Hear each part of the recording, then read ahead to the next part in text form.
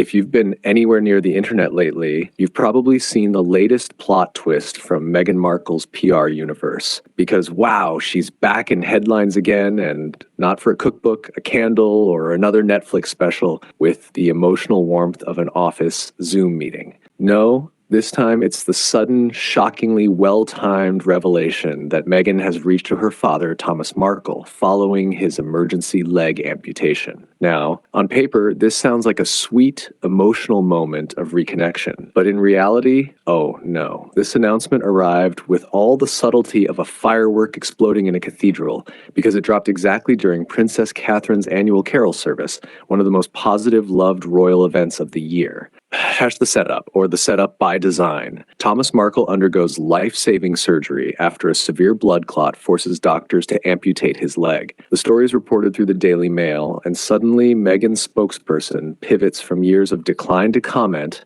to a full-on, we can confirm she has reached out. Reached out how? A phone call? A text, a handwritten note tucked inside a candle jar? Nope, no details. Zero. Not even a digital breadcrumb. No statement from Thomas. No siblings confirming it. No receipts. Just Meghan's PR mouthpiece dropping a perfectly timed headline like a glitter bomb onto the news cycle. Catherine's Together at Christmas campaign is dominating social media. The videos are wholesome, glowing, joyful, and filled with families who look genuinely happy to be there. And then, boom, a Meghan headline enters the chat like an uninvited pop-up ad.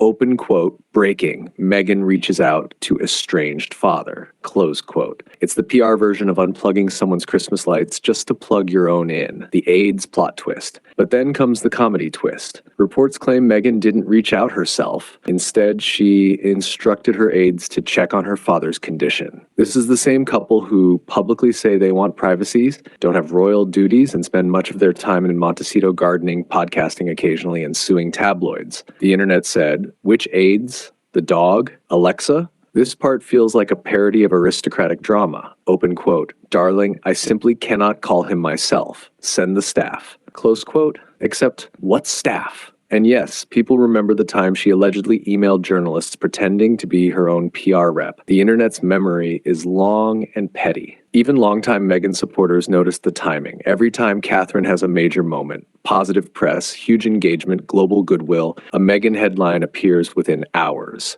Royal watchers even joked, open quote, if Catherine sneezes on camera, Meghan will reach out to someone by lunchtime. But here's why the situation hits harder. Thomas Markle's health crisis is tragic and very real, and yet the gesture can cross as PR first, humanity second. That's what's upsetting people. The contrast with Catherine right now. Catherine is glowing, literally and symbolically. Her carol service video is everywhere. Kids singing, families smiling, warmth, charity, genuine connection. Catherine looking like a Christmas angel in human form. Meanwhile, Meghan's holiday special recently got roasted for looking stiff and scripted, like a networking event disguised as Christmas cheer. People online said, open quote, Catherine spreads joy, Meghan spreads press releases, close quote. And that contrast is exactly why this reached out headline raised every eyebrow on the internet. Hash the internet's questions. People instantly had questions. If she reached out, how? Why no proof or details this time either? Why use a spokesperson? Why announce it now? And why leak it immediately to the press? Even neutral commenters said the same thing. Open quote, real concern doesn't require a publicist, close quote. This is where Meghan's strategy misfires. Instead of earning sympathy, the move highlighted the biggest criticism people already have. Her media moves feel too calculated, too orchestrated, too convenient. Even if the outreach was sincere, the presentation made it look like another episode of Strategic PR Moments, Meghan Edition.